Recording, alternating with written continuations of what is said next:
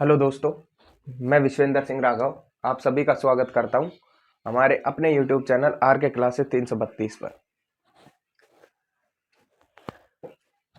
हमारा जो टॉपिक चल रहा था परसेंटेज का, उसमें हमारे 4-5 लेक्चर हो गए थे। ये उनसे अगली क्लास है।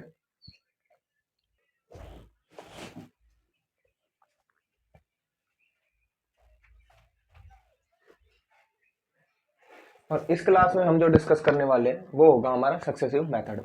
उस क्या होगा सक्सेसिव मेथड? देखो, सक्सेसिव मेथड होता क्या है। आज क्या होगा हमारा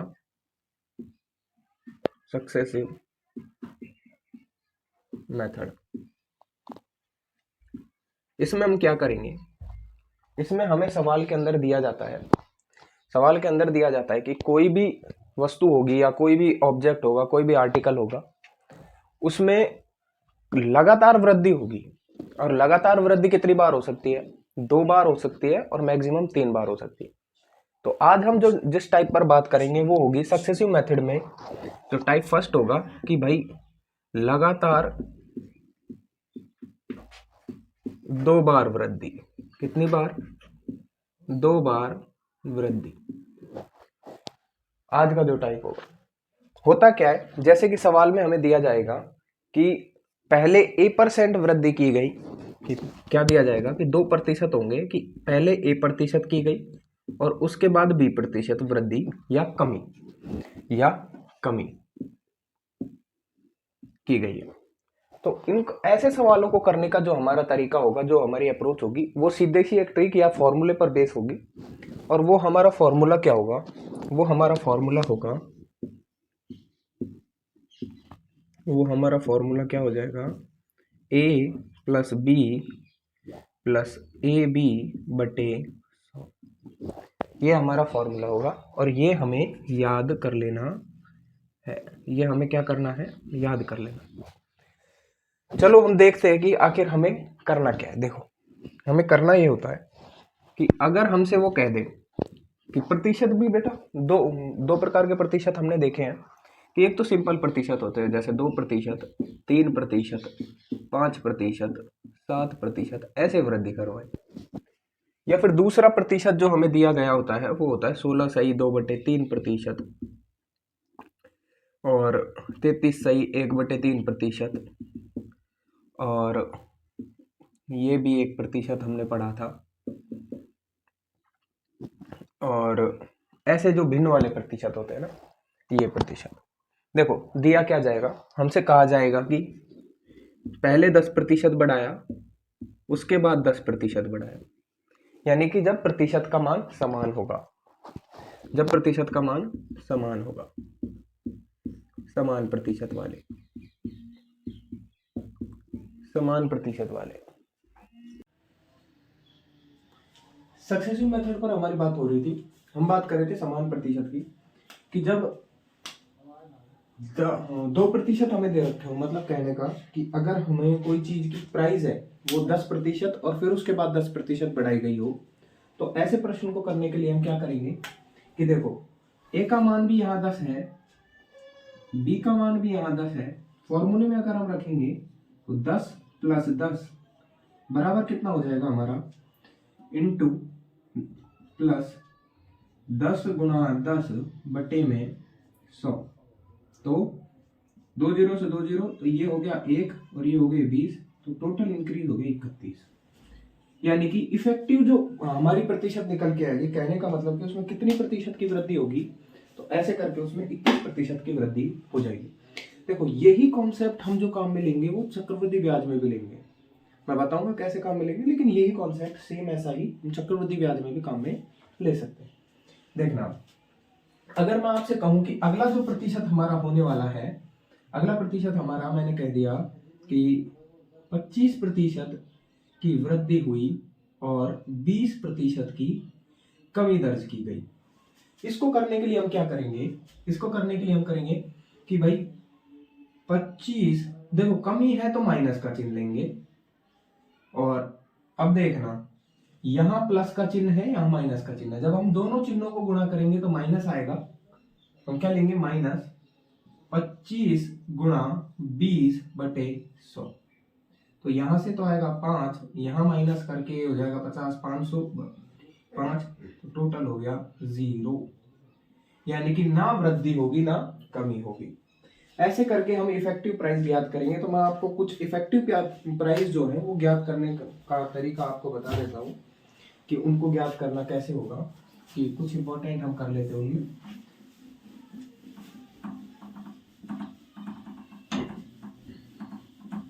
देखो, जैसे कि हम बात करते हैं,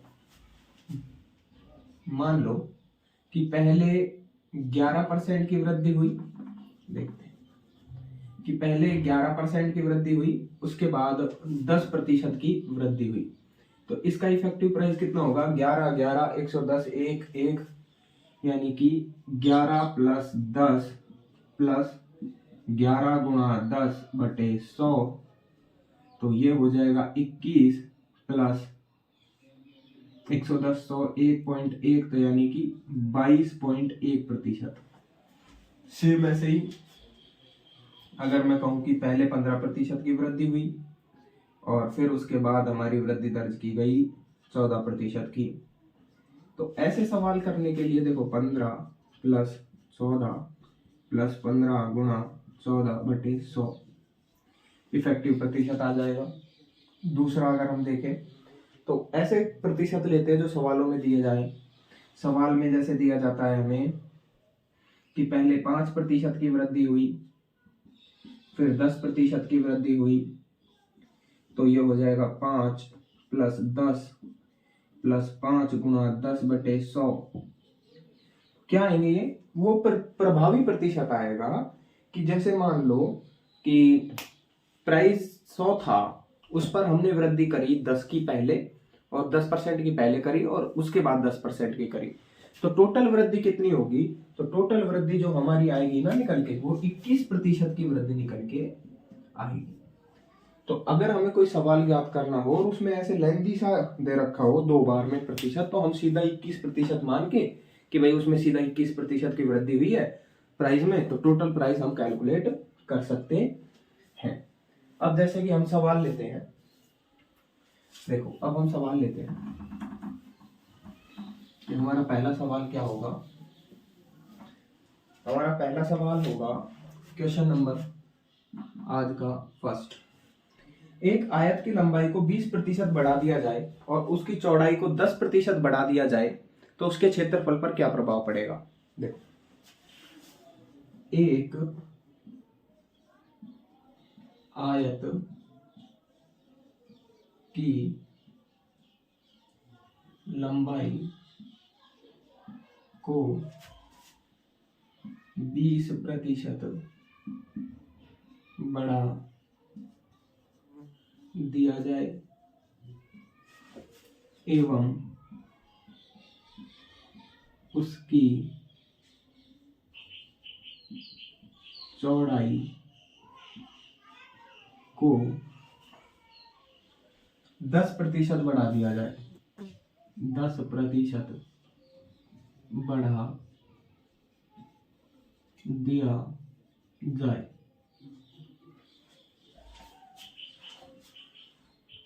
तो आयत के क्षेत्रफल पर क्या प्रभाव पड़ेगा?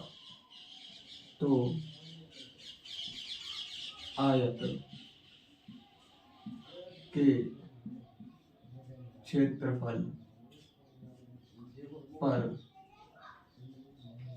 क्या प्रभाव पड़ेगा? अब है ना कंफ्यूजन करने वाली बात पता है क्या है कि इसमें लंबाई में और चौड़ाई दोनों में वृद्धि की गई है, ना कि किसी एक ही विमा में बार बार वृद्धि की गई। अगर किसी एक ही विमा में बार बार वृद्धि की जाती तो हम सक्सेसिव मेथड लगाते। तो हमारा जो सबसे पहला डाउट आएगा कि क्या हम क्षेत्रफल के प्रभाव को निकालने के लिए भी सक्सेसिव मेथड लगा सकते हैं क्या? तो देखो, क्षेत्रफल क्या है कि हमें ये पता है कि क्षेत्रफल बराबर लंबाई गुणा चौड़ाई, और जब भी दो विमाएं गुणा में आएंगी तो किसी में भी परिवर्तन करेंगे तो इनके रिजल्ट पर फर्क पड़ेगा। तो हम गुणा की वजह से, क्योंकि इनमें गुणा है, इस वजह से हम इनमें सक्सेसिव मेथड लगा सकते हैं।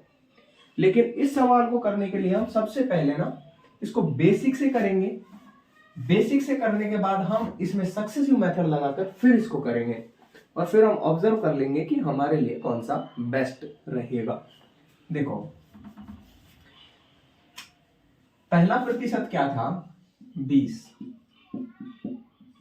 इंक्रीज देखा गया, 20 का बट्टा कितना है, 20 का बट्टा, तो 20 का बट्टा 1/5 है। ये हम निकालना सीख चुके हैं अब तक, है ना। तो कहने का मतलब क्या कि ये लंबाई का ओरिजिनल मान है और ये उसमें प्रतिशत वृद्धि को दिखाएगा। कहने का मतलब अगर लंबाई पहले 5 थी तो अब बढ़कर कितनी हो गई, 6। अब बढ़कर कितनी हो गई, 6। दूसरा 10% है, उसका बट्टा क्या होगा, 1/10। कहने का मतलब ये ओरिजिनल मान है किसका, चौड़ाई का। ये किसका ओरिजिनल मान है, चौड़ाई का। और ये क्या है, प्रतिशत वृद्धि। ये क्या है, प्रतिशत वृद्धि। तो देखो चौड़ाई क्या हो जाएगी, चौड़ाई 10 से 11।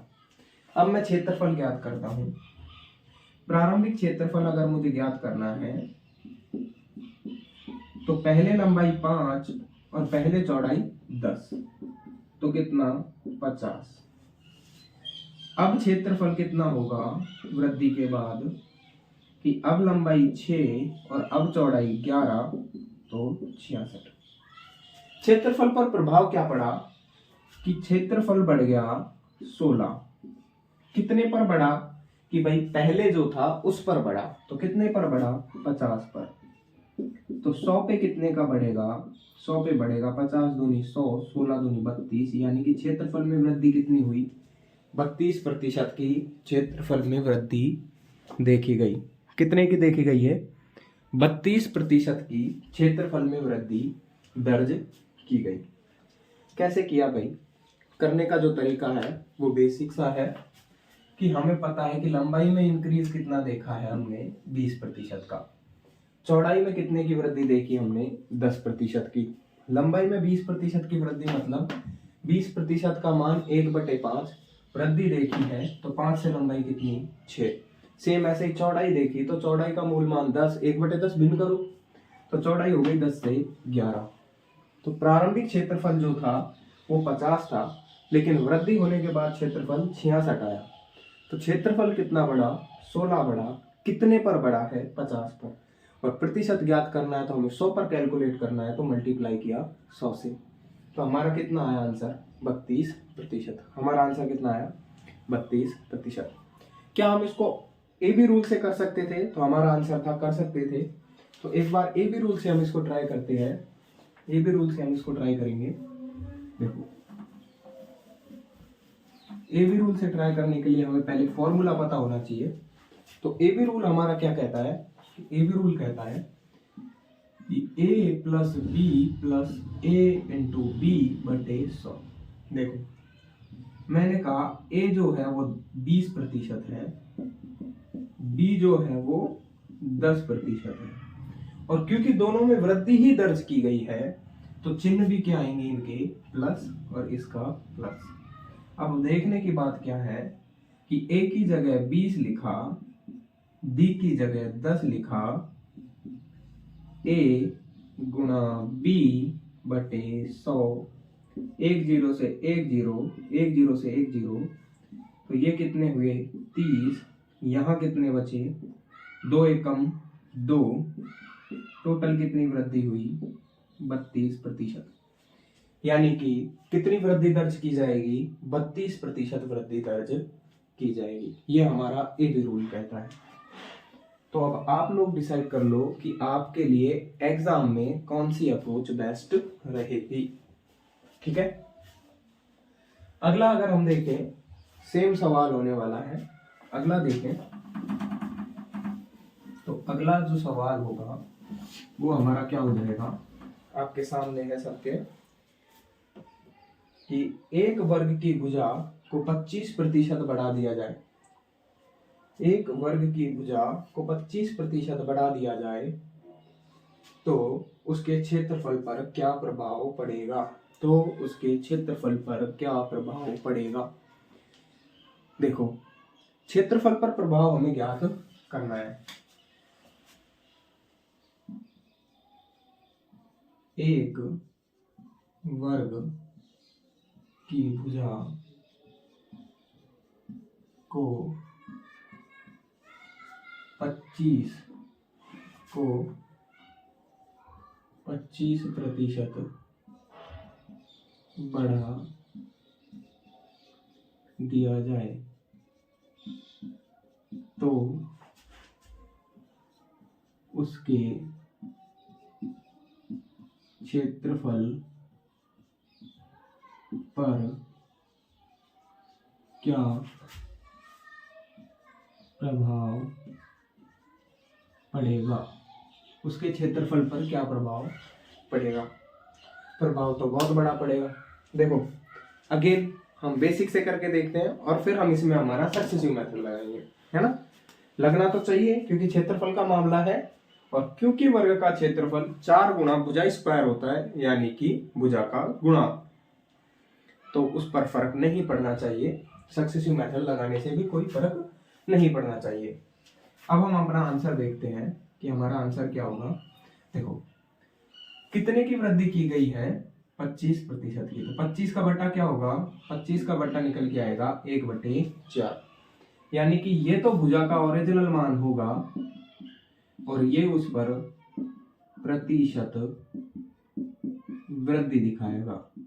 कितनी दिखाएगा, प्रतिशत वृद्धि दिखाएगा।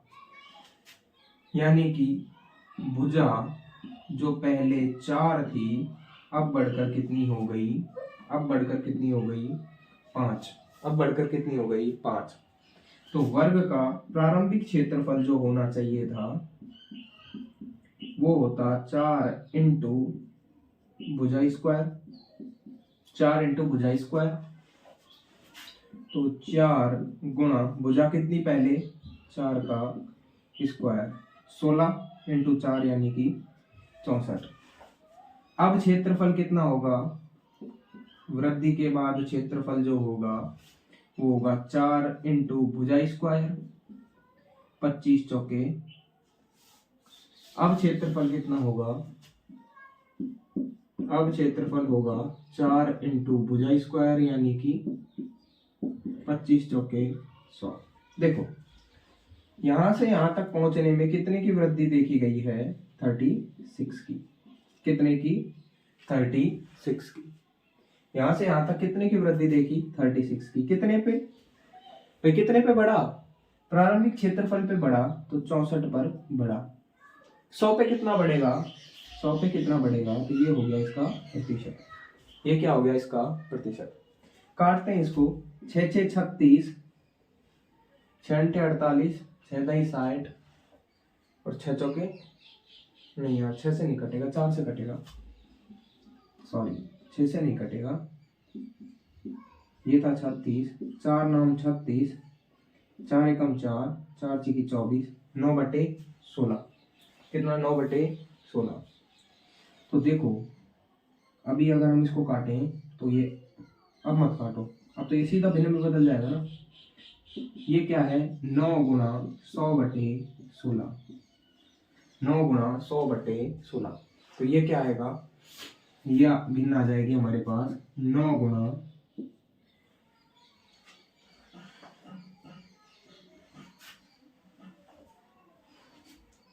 6 सही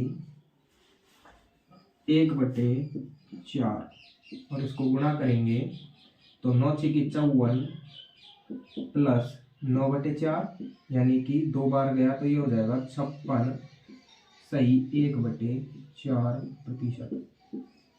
इसका आंसर क्या आएगा, 56 सही 1/4%। कितनी वृद्धि हो गई, 56 सही 1/4%। यहाँ क्या किया वो मैं आपको समझा देता हूँ कि 100/16 है, 100/16 इनको भाग किया तो ये आया 6 सही 1/4। भाग देखो 16 6 96, तो 6 बार तो गया पूरा पूरा, बचे कितने 4, बचे कितने 4, तो ये बच जाता 6 सही 4/16, क्योंकि ये 4 से पूरा पूरा कट रहा था, 4 एकम 4 और 4 चौके 16, तो इसको मैंने काट कर लिख दिया। तो ये क्या आया हमारा 6 सही 1/4। अब था क्या कि इस 9 को इस 6 से भी गुणा किया तो ये हो गया 54, और इस 9 को जब मैं इस 1 से गुणा करूंगा तो 9 आएगा।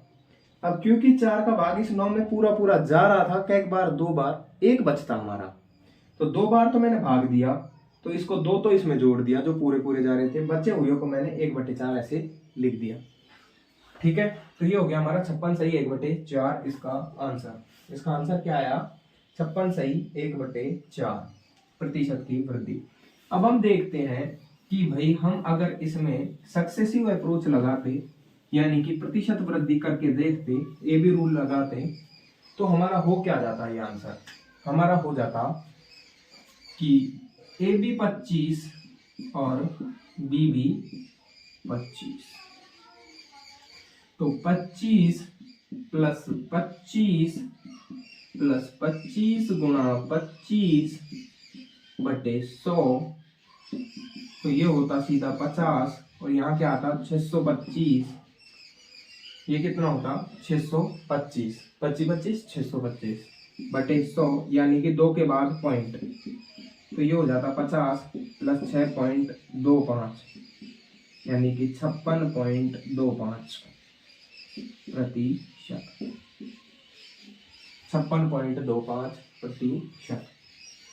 ये आप लोगों पर डिपेंड करेगा कि आप कौन सी अप्रोच लगाकर चलोगे।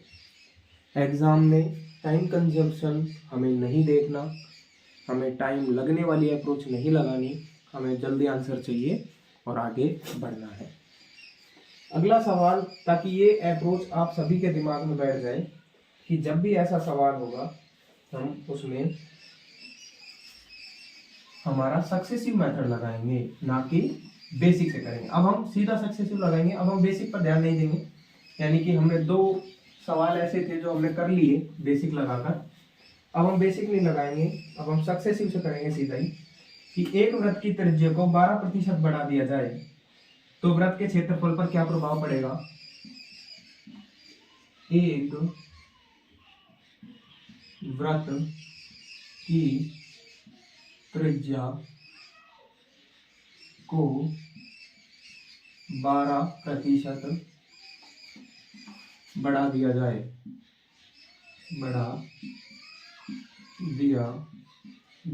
तो वृत्त के क्षेत्रफल पर क्या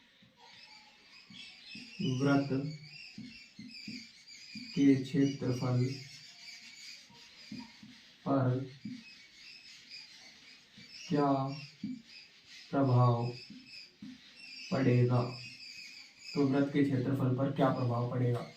देखो त्रिज्या कितनी बड़ी 12, तो ए का मान भी 12 और बी का मान भी 12, तो 12 प्लस 12 प्लस 12 गुणा 12/100, 24 प्लस 144/100, यानी कि 24 प्लस 1.44, तो ये हो गए 25.44 प्रतिशत। वृत्त का क्षेत्रफल कितना बढ़ा 25.44%। अगला सवाल हम देखते हैं, सीधा फॉर्मूला आप सभी को याद होना चाहिए भाई, a plus B plus a into B बटे 100, a इंटू बी बटे 100, इसको हटाएंगे नहीं, ये यही लिखा रहेगा। अगला सवाल अब हम देखते हैं कि एक घनाभ की लंबाई में 50% की वृद्धि की जाए, तो ये हमारा 3 का है, घनाभ का क्षेत्रफल वाला 3 में, तो वो हम कल सीखेंगे, आज सिर्फ हम 2 का सीखेंगे, है ना।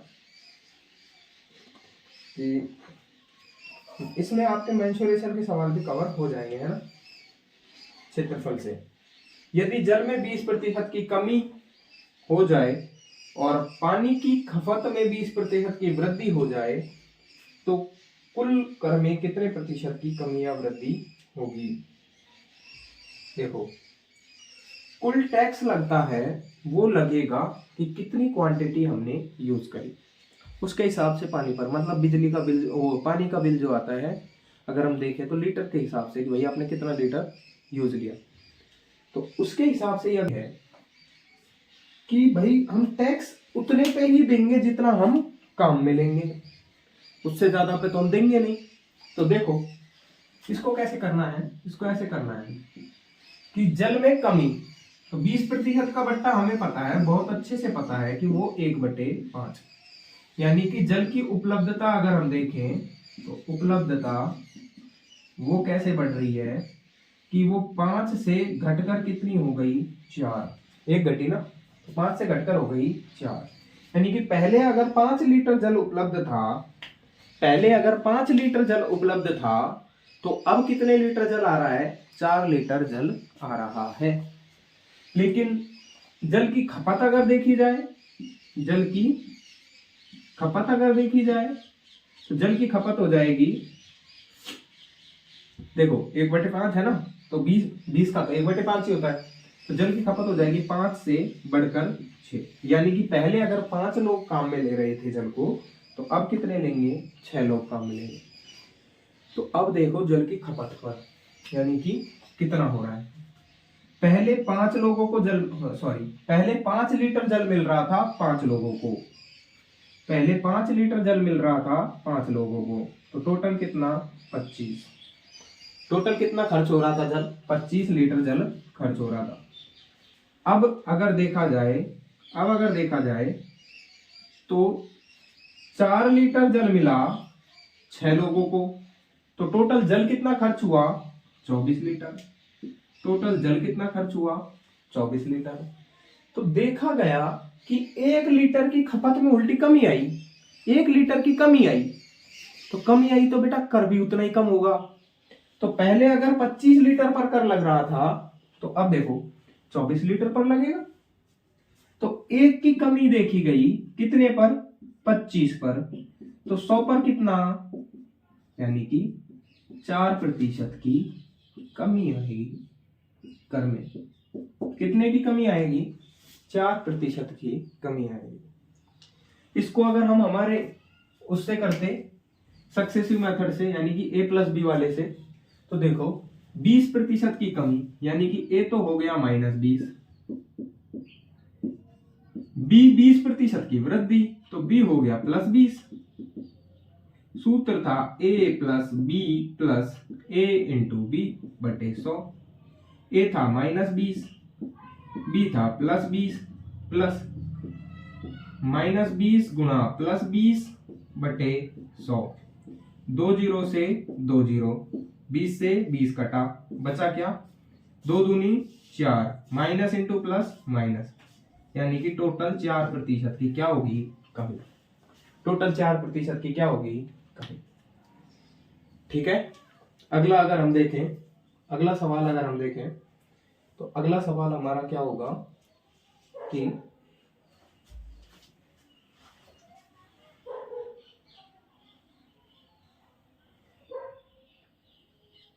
तो ये जो सक्सेसिव मेथड है ना, वो उन चीजों पर डिपेंड करेगा जिनको आपस में गुणा करके हम कैलकुलेट कर सकते हैं, है ना। तो अगला जो सवाल हमारा होगा वो कुछ इस प्रकार से हम देखेंगे कि वो हमारा 5वां सवाल होगा। देखो सक्सेसिव मेथड का ये लास्ट सवाल हम डिस्कस कर रहे हैं, उसके बाद ये मेथड हम खत्म करेंगे। सवाल हमारा है कि जब एक खिलौने के मूल्य में 20% की वृद्धि हुई, जब एक खिलौने के मूल्य में 20% की वृद्धि हुई, तो बेचे गए खिलौनों की संख्या 15% कम हो गई, तो बेचे गए खिलौनों की संख्या 15% कम हो गई। दुकान की कुल बिक्री पर इसका प्रभाव, क्या प्रभाव पड़ा, देखो जब एक खिलौने के मूल्य में 20% की वृद्धि, जब एक खिलौने के मूल्य में 20% की वृद्धि हुई, तो बेचे गए खिलौनों की संख्या में 15% की कमी हो गई। तो बेचे गए खिलौनों की संख्या में 15% की कमी हो गई। दुकान की इनकम पर, यानी दुकान की कुल बिक्री पर इसका क्या प्रभाव पड़ा? दुकान की कुल बिक्री पर इसका क्या प्रभाव पड़ा? दुकान की कुल बिक्री पर इसका क्या प्रभाव पड़ा? देखो भाई, दुकान की जो बिक्री है, दुकान की जो बिक्री है वो कैसे देखोगे कि भाई जितनी कुल खिलौने बिक गए और कितनी उनकी रेट थी, उनसे गुणा करके। क्योंकि अब यहां आ गया गुणा, गुणा आ गया तो हम सीधा सक्सेसिव लगाएंगे और इसका आंसर कैलकुलेट करेंगे। सक्सेसिव के लिए हमें पता होना चाहिए formula, formula a plus B plus A into B बटे 100। मूल्य में वृद्धि देखो कितनी, ए का मान कितना 20%, बी का मान कितना, खिलौनों की संख्या में कमी, कमी कितनी 15%, तो ये -15। क्या आंसर आएगा 20 माइनस 15, क्योंकि इन दोनों को हमें पता है कि एक का साइन जब भी प्लस होगा दूसरे का साइन जब भी माइनस होगा, गुणा करने पर माइनस आएगा, तो वो मैंने पहले ही लिख दिया माइनस। 20 गुणा 15 बटे 100, तो यहां से बचा 5 और यहां से 15 दूनी 30, यानी कि 300 बटे 100, तो 2 जीरो से 2 जीरो, तो टोटल आंसर क्या आया 2%। अब ये माइनस आया कि प्लस आया, तो हमारा आया प्लस। तो हम क्या कहेंगे कि कुल बिक्री जो है वो 2% से बढ़ जाएगी। कुल बिक्री क्या होगी 2% बढ़ जाएगी। यानी कि अगर कोई बंदा पहले 100 रुपए का माल बेच रहा था तो अब कितने का बेचेगा 102 का। ठीक है बच्चों,